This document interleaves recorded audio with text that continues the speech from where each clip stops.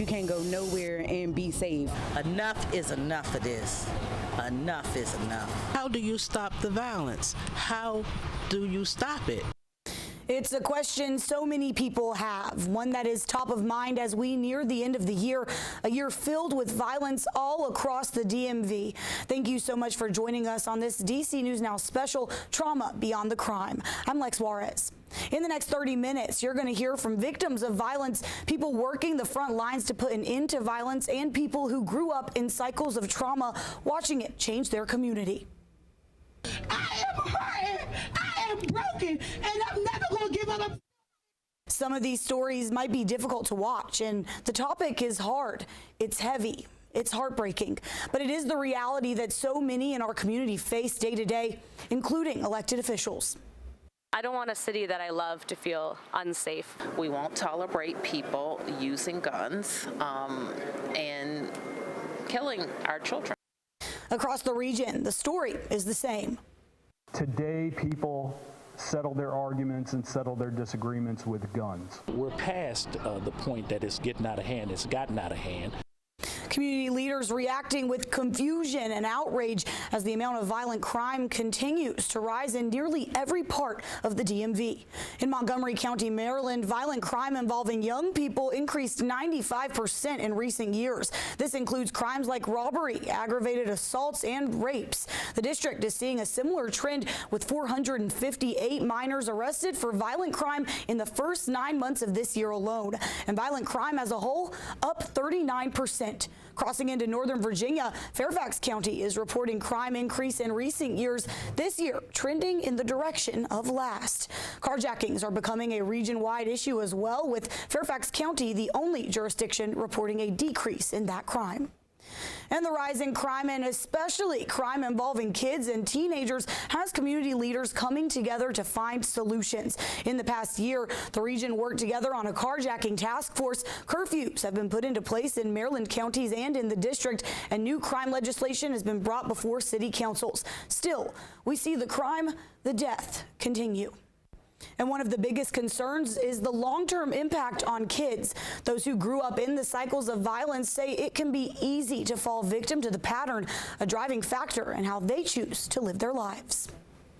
My first time seeing somebody get shot, I was 5 years old. Nearly 20 years later, Abdur Rahman Kelly is working to make sure other kids don't have that same experience. You got to pick. Either you're going to be a product of your environment or you're going to be the product in your environment and try to be, part of the solution. For Kelly, that means trying to reach the younger generation with his music. I've seen the influence and powers that artists can have.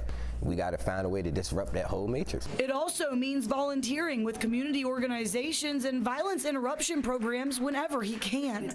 And he's not alone. The work that I do is mainly just intervention, reaching out to people who are my age or younger, resources. Now 24 years old, Selena Mathis has been working in a peer support role since her late teens, when she says she got tired of seeing her peers die or go to jail. Most people my age in other environments probably would be doing something totally different with their time. But those same people probably could never imagine some of the things Mathis has been through. My breaking point would have to been me seeing someone else die in front of me. Me holding their hand.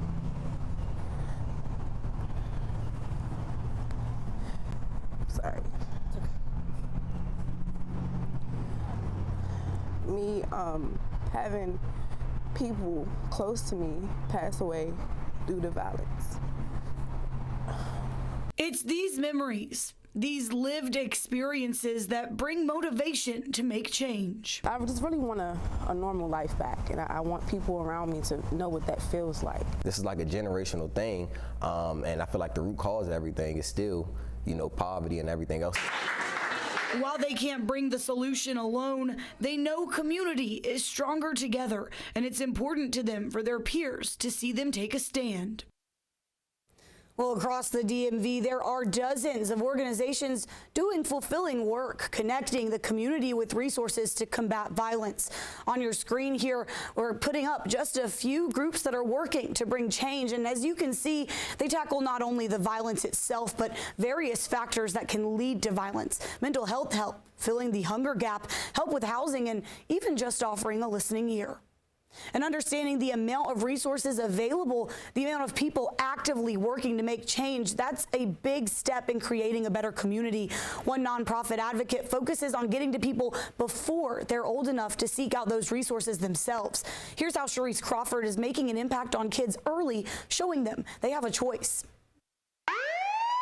I remember experiencing gun violence as early as 8 years old, and I survived gun violence from my front porch. Cherise Crawford says that experience left her feeling hopeless. It felt like something normal. The first thing I did was I realized that this was not the life I wanted, because it was the so dominant to see violence and crime culture. As someone who was considered an at-risk youth, Crawford now works to find others just like her and help them see that they too can choose a different life. You just really first have to decide and then believe that there is something better for you. A government and community relations expert, Crawford works first to meet basic human needs and build self-esteem. The first step is how do we create a safe space to make someone feel good enough about themselves to want to show up and speak up. Is he doing a good job? She helps them build confidence by offering free haircuts with community partners and works with schools to ensure that kids have balanced meals. You gonna go give Reese some hugs?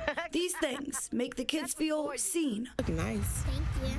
Special. This is where we are sort of the Avengers now, teaming up to say that we got your back, that we're here for you, that you're not in this alone, that we can support your families. It's this type of support that Crawford says leads to vulnerability, and with that vulnerability, a choice, a change. Well, most of the people that you see on the front lines for change are those who have been personally affected by violence in the community. Those same people say they don't feel like everyone actually cares about the grief and devastation that hits so many families in the region. That's why it's important to them to bridge the gap between communities and create a true united front against violence. In some neighborhoods, this is a regular scene, and in others, this is.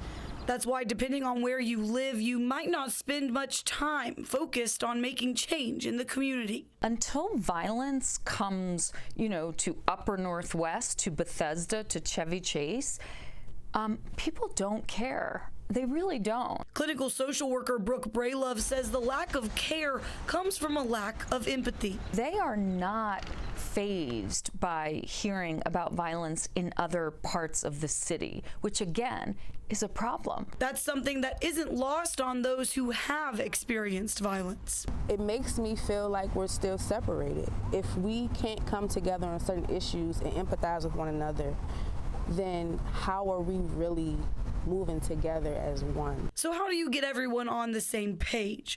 Braylove and Mathis both agree through learning and sharing experiences. We don't want you to continue to live in your bubble. Do come to this side of town. Do spend your time here. See what goes on. See people who experience these certain type of things. Talk to them. When you have someone who is sharing their story right in front of you and you can feel their emotion, that develops empathy. So I do think that people sharing their personal stories is extremely important. We are a part of DC too, so if we're able to embrace the whole of DC, then we can embrace the fight that we're trying to get through. There's more to DC. We have wonderful food, great music, great people. There's so much to see downtown. There's so much to see in our environments. Well, the cycle of trauma is deeply rooted in the community and shines the light on the need for mental health services. Those who grew up in the community and have worked to grow resources for years explain the need is much higher than what's available. When someone experiences trauma, one of the first steps forward is processing that trauma. You have a gunshot wound. Let's bring a social worker in. And that social worker will help in the immediate aftermath, making sure someone is stable enough to go back home. That's when the first hurdle to truly healing is met. And then they're just released with no follow-up, no good referrals. It's not a lack of care or a lack of people doing their jobs, but a lack of resources. Resources are tapped a lot of times, or the time frame to actually access the resources can be 30 days to 60 days, and that's frustrating because when you need help, you need it right then and there. Ashley McHenry with DC Police Victim Services says this is the biggest barrier for people looking to get help, and for those people, life must go on. If they have to wait 6 weeks to 8 weeks to get an appointment, at that point, like I stated before, life has kicked in and they're moving past this and they want to continue either working or raising their children or whatever it is that they have to do. The cost to pay for immediate help, it's simply too much. Mental health is expensive in this country, so the people who really desperately need it have no access. And if they do, it's very brief. If they had the financial resources to wait 60 days, most likely they wouldn't need the resources. So that's the frustrating part for victims. Frustration on top of trauma that needs addressing in a community that's used to being overlooked. Help is not always something that the Black community or this community relies on. But getting that help in a timely, continuous manner could make all the difference. You've got to provide education and resources. And this work is not just one and done, it's ongoing. It's really hard trying to move forward when you don't even know where you're going. After the break, they say time heals all. Victims of violence speaking out after a year after their worst day of their lives. Plus, and I remember what it was like to be a victim, my family being victimized. So that is something that is a burning passion inside of me. How being victimized led one local woman to work with victims and the secondhand trauma that comes with advocacy. Well, it's been just over a year and a half since 3 men were shot and killed by their co-worker at a concrete manufacturing plant in Western Maryland. The shooting shook the entire town of Smithsburg and changed the lives of the victims' families forever. 2 of the victims' loved ones sat down with me to explain how even over a year later, their pain still feels fresh. Time moves on, but when you're missing someone, the wounds don't heal as fast. It's very raw, yeah. And it probably will be for a good while. Still raw 1 year after losing her husband, Mark, in a mass shooting. Angie Fry says the pain is as fresh as the day it happened, and she's not alone. You try to get up every day because you don't want anyone to know that you're just not okay, but it's like you're trying to convince yourself you're okay. Taylor Toms lost the love of her life, Joshua Wallace, in that same shooting. Both Taylor and Angie now struggle daily to get through life. I used to be fun-loving in the heat of the moment, and enjoy everything, but I'm so scared that something's gonna happen, whether I'm gonna lose someone else. I have gone out with friends on some occasions and tried to regain some kind of a normalcy to my life. Had a couple meltdowns and they've brought me home. But something as routine as grocery shopping has ended in tears, anxiety attacks. And as time moves on, they say it's hard not to feel like a burden to those around them. People say they understand, but they really don't understand.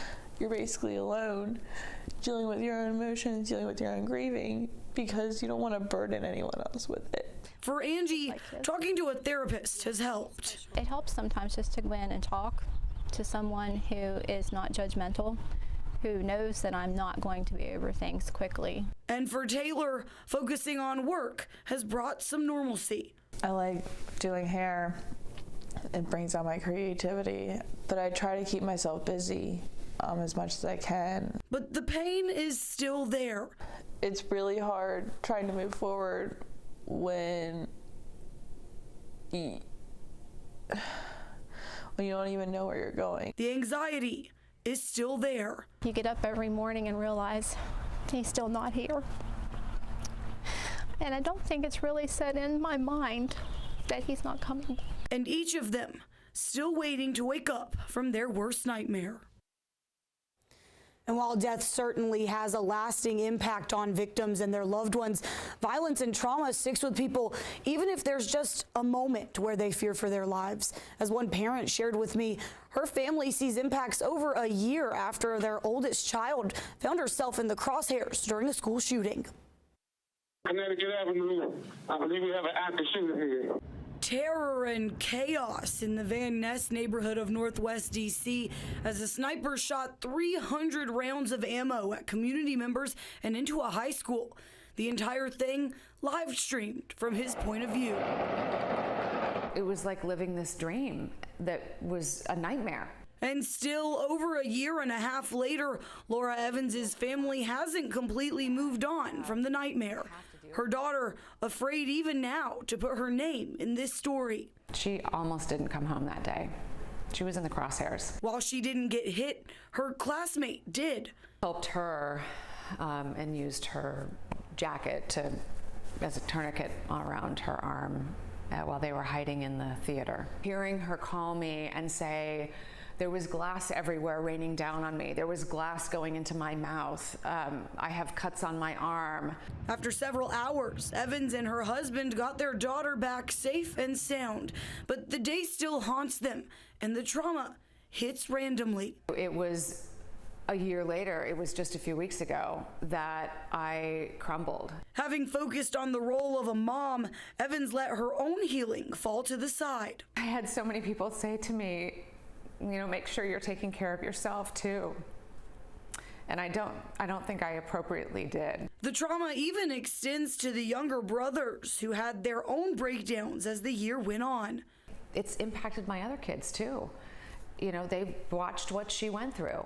And when they have these active shooter drills, it brings it to life for them. Evans says a mix of things has helped along the way. I see that time has helped heal. She's been in a lot of therapy, and that's really helped her. It's talking about it. And talking has helped Evans and her husband too, though she says there's more work to be done on the journey to fully heal. And healing is a journey that everyone is on. For some, it's healing from internal guilt over the way a situation panned out. And in a situation of chaos, people react. And then later, when reevaluating what happened, can feel bad because of something they did or didn't do. That's called moral injury. It's an internal guilt trip and one that can take people years to even recognize, let alone recover from. Often, if you have a moral injury and don't know it, it can be a driving factor in how you live your life moving forward. Taking time with yourself to accept the way a situation panned out is the best way to heal from that and keep your actions from being influenced. You can't change it. To accept what happened and then process those feelings involved so that you may never feel good about remembering the incident. It will always hurt, but the feelings won't be driving your behavior. And many people dedicate their lives to supporting and helping others through trauma, but it's not an easy job. And often the heavy work leads to these professionals needing their own supports. It is very hard and heavy work. Hard and heavy, but rewarding when you see that you've helped someone through their toughest moments. That's what gets Ashley McHenry and her coworkers through the bad days. Just to know if you were able to make an impact in one person's life, even if it wasn't necessarily connecting them with a resource, if it was just giving them a kind word, if they just appreciated the call because of the way you spoke to them, that's a huge win. McHenry has been working with DC police for 7 years, first starting as a dispatcher, but she's been working with victims for 17 years, knowing since she became a victim at a young age that this was how she wanted to spend her life. At 5, you don't have the language to say, oh, when I grow up, I want to be a victim advocate, but you know you have a burning desire to help. Even so, it's a hard job. There are days you go home and you're almost sick over it because you couldn't help the way that you would like to have help. but it also keeps you going as well to show up the next day and do your best. Over time, continuing to show up leads to secondhand trauma. For certain professions in this field, there's also a high rate of burnout. It is stressful work to work with very stressed out, traumatized people. And it's really important work, but the burnout rate is really high. That's why people like McHenry have to figure out how to take care of themselves while focusing on helping others too. I try to balance it with good work-life balance. Sometimes if I have a case that's really hard, I will push away from the desk for a while and just kind of take a moment to gather myself. Gather herself and start again with help for the next victim. After the break, taking care of you, how to make sure you're processing the emotions that come with trauma in a healthy way. And where to go from here. We'll have people you heard from in the last half hour right here for a sit-down discussion on hope as we move forward. Well, no matter your role in the community, it's easy to get bogged down and feel helpless when it comes to violence and crime. That's why it's important to take time for yourself and your health. Now, when confronted with trauma, the most important thing to do is reset your nervous system. This fights against the fight or flight response that's going on in our bodies. Simple things that you can do include exercising, being outside, taking deep breaths. Meditation can also help with relaxing and getting yourself in a better mindset. It's sharing your story, speaking to someone you love who can support you and validate your experience.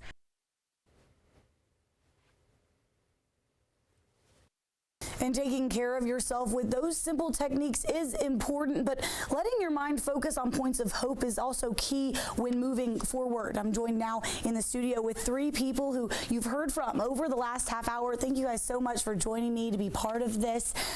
We've examined the cycle of trauma. We've looked at how that impacts the community. But, what comes next? We've been here in the past and we've seen the DMV make its way out of it. How do we see this current cycle that we're in breaking?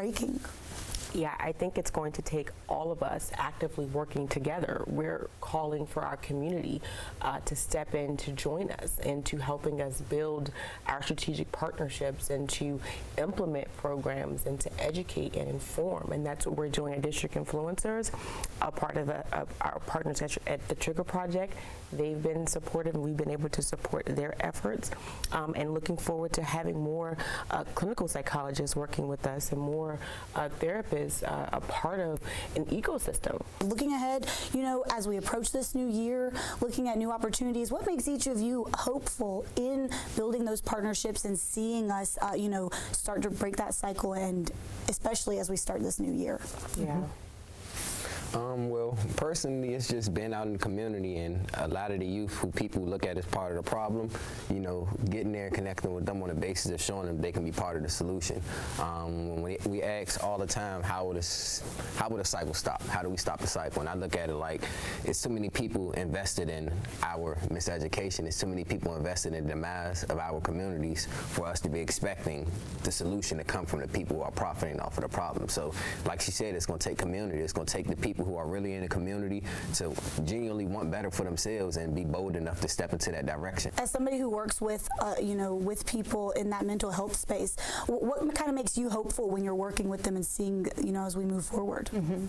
Well, I think what I feel hopeful about is that we're really moving into a time where mental health is much less taboo as it has been in the past. I think coming out of COVID, where people really have been struggling, right? And so you just see more people talking about therapy. You see more celebrities talking about how they get help, and people owning their depression, owning their PTSD. And I think that that's really the key, is we have to get people talking about it together, about what is actually going on, not just in the community, but inside individuals. Could you guys kind of touch on the things that they can do and the things that, they should think about and take away to feel that hope as well?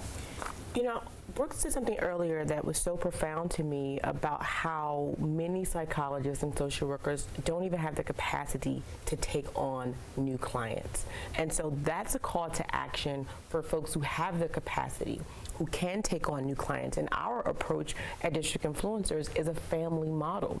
It's a community model. We want our young people who are greatest risks in the justice system to be able to participate with their support system, with their communities. And so for those who have access to therapists, or your organization, your company does have the capacity, we like to work with you and we like to collaborate with you. And I think that that's a first step into the missing link, I think, in some of our work. We'll have young people in a program say, Ms. Sharice, if you weren't doing this work, I'd be out doing what the kids are doing on the news.